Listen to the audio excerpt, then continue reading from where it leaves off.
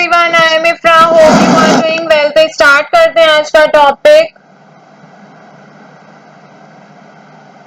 आज ये लास्ट है थ्योरी क्लास अकाउंटिंग टैली में। जो हमने बेसिक नॉलेज चाहिए होती है वो हम पढ़ चुके हैं। बस इसके बाद एक जर्नल एंट्री और देख लेंगे बस, फिर हम प्रैक्टिकल स्टार्ट करेंगे। ठीक है, तो यहाँ पर लिखते हैं सबसे पहले फाइनल अकाउंट। देखिए, हम समझेंगे फाइनल अकाउंट होता क्या है। इसमें ज्यादा डिटेल में नहीं जाएंगे, बेसिक सी नॉलेज लेते रहेंगे। ठीक है, बस सबकी डेफिनेशन आपको लिखवा देती हूँ, आप नोट कर लीजिएगा ताकि आपको पता रहे कि फाइनल अकाउंट होता क्या है। तो लिखते हैं the accounts which are prepared at the final stage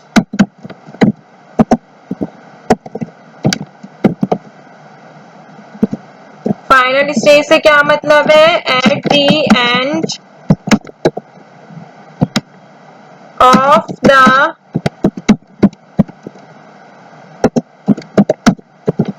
financial year. ठीक है, फाइनेंशियल ईयर का जो एंड होता है वो। तो the accounts which are prepared at the final stage at the end of the financial year of the accounting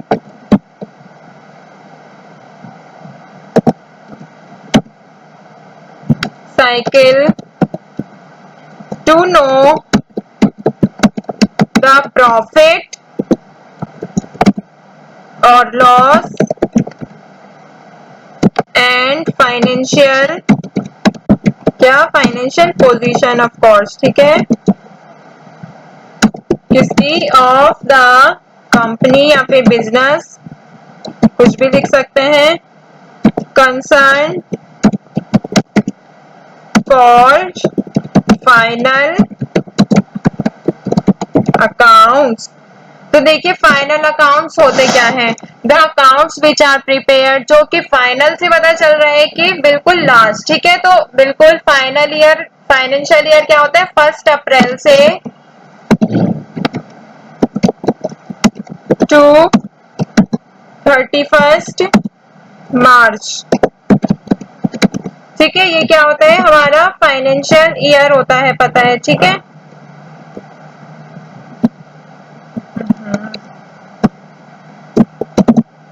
1 अप्रैल से 31 मार्च तक। तो बिल्कुल फाइनेंशियल ईयर के एंड में ये फाइनल अकाउंट्स बनाए जाते हैं कि हमारी कंपनी को कितना प्रॉफिट हुआ है, कंपनी को कितना लॉस हुआ है, कंपनी की फाइनेंशियल पोजीशन कैसी है। इसलिए मतलब आप ये मान लीजिए कि कंपनी का पूरा क्रक्स जानने के लिए हम फाइनल अकाउंट्स बनाते हैं। ठीक है, फाइनल अकाउंट समझ आया। अभी किसकी बात करेंगे हम? फाइनल अकाउंट में होता क्या क्या है? It is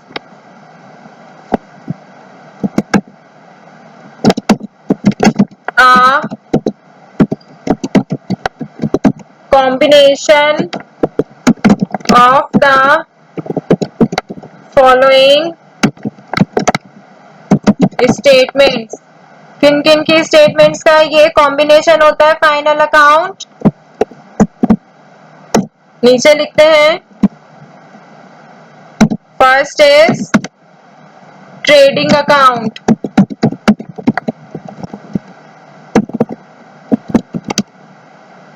second is P&L account, मतलब कि प्रॉफिट एंड लॉस अकाउंट, और थर्ड ऑफ कोर्स क्या होती है? Balance sheet. तो ये सब क्या होते हैं? ईयर के एंड में बनाए जाते हैं। Trading account, profit and loss account और बैलेंस शीट। तो अभी इनको एक एक करके छोटे में बिल्कुल शॉर्ट में समझ लेते हैं। सबसे पहले क्या पढ़ेंगे?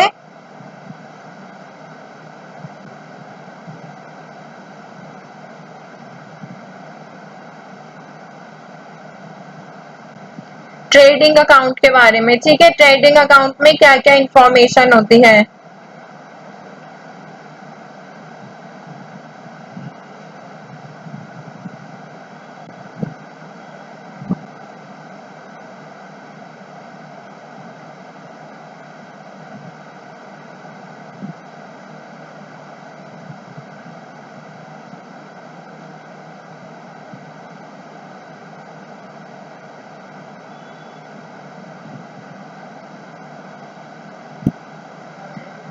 तो नीचे लिखते हैं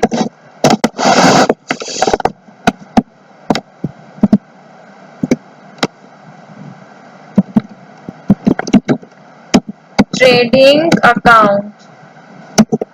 अब ट्रेडिंग अकाउंट को समझेंगे अगर तो कैसे लिखा जाएगा, all information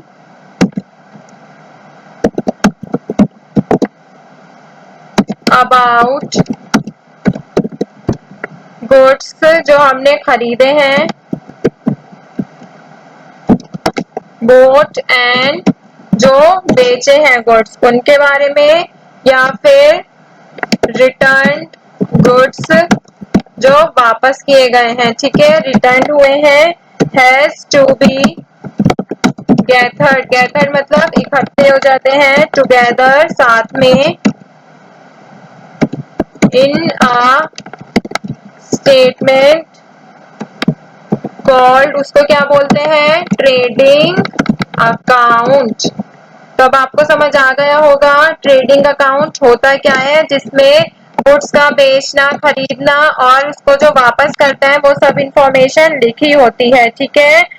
information for the trading account हम कहाँ से लाते हैं, कहाँ से मिलेगी हमें ये इंफॉर्मेशन, ऑफ कोर्स लेजर से मिलती है, ठीक है। तो ट्रेडिंग अकाउंट समझ आया। अभी बात करते हैं प्रॉफिट एंड लॉस अकाउंट की। इसके तो नाम से ही पता चल रहा है,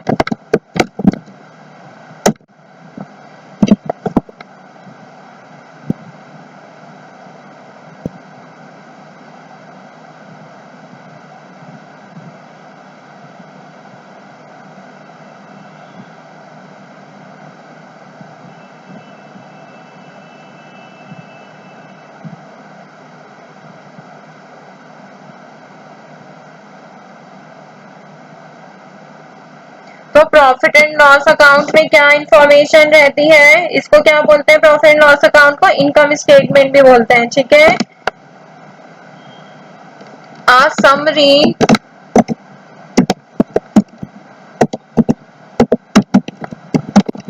ऑफ द रेवेन्यू, या फिर हमारे कॉस्ट जितना लगा है उसमें, या फिर क्या बोल सकते हैं, एक्सपेंसेस, खर्चे।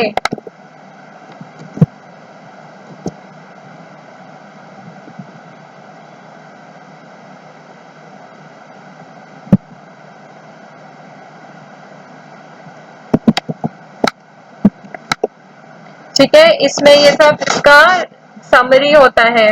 और अगर एक और पॉइंट की बात करें तो प्रॉफिट एंड लॉस अकाउंट यहाँ पे लिखते हैं पी, इसको क्या बोलते हैं, पी एंड एल अकाउंट भी बोल सकते हैं, बट लिखेंगे क्या, पूरा लिखते हैं, profit and loss account shows all income and indirect expenses. तो आप ये वाली लाइन याद रखिएगा, सारी इनकम और इनडायरेक्ट एक्सपेंसेस को कौन शो करता है, profit and loss account show करता है, बट वो रिलेट किससे होनी चाहिए, रिलेटेड टू बिजनेस, बिजनेस से रिलेटेड ट्रांजेक्शन्स होनी चाहिए, चाहे वो एक्सपेंस हो या फिर चाहे वो इनकम हो। तो प्रॉफिट एंड लॉस अकाउंट भी आपको समझ आया।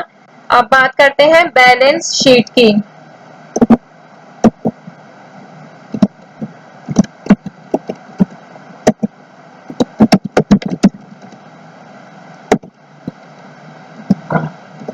तो बैलेंस शीट क्या होता है, बैलेंस शीट रेफर्स टू, यहाँ पे लिखते हैं, it refers to a financial statement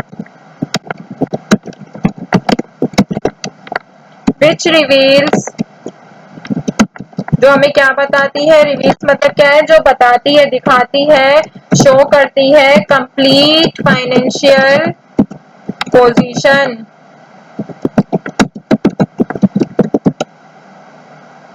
किसकी, of a company for a given date. ये भी ईयर के एंड में बनाई जाती है। तो कंपनी की जो बैलेंस शीट होती है हमें क्या बताती है, सारी डिटेल बताती है एसेट्स के बारे में, लायबिलिटीज कितनी है, एसेट्स कितने हैं, क्या उनका अमाउंट है, या फिर क्या ओनर्स के इक्विटी है बिजनेस के लिए, ठीक है। तो ये सब चीजें हमें कौन बताता है? बैलेंस शीट बताती है।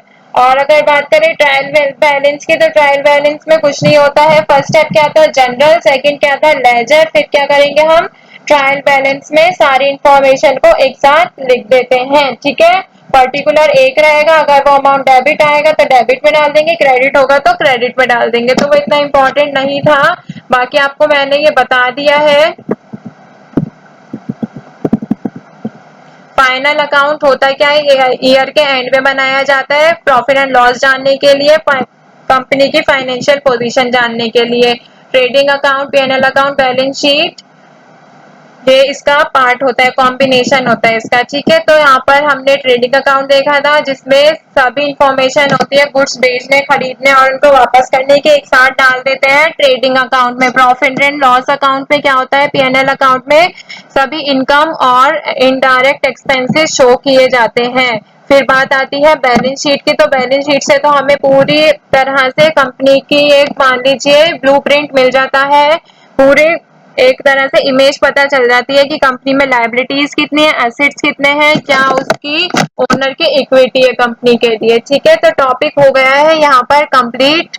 अभी एक सेशन और करेंगे बस, जिसमें हम जर्नल एंट्री को देखेंगे, बाकी फिर हमारा प्रैक्टिकल सेशन स्टार्ट हो जाएगा, ठीक है।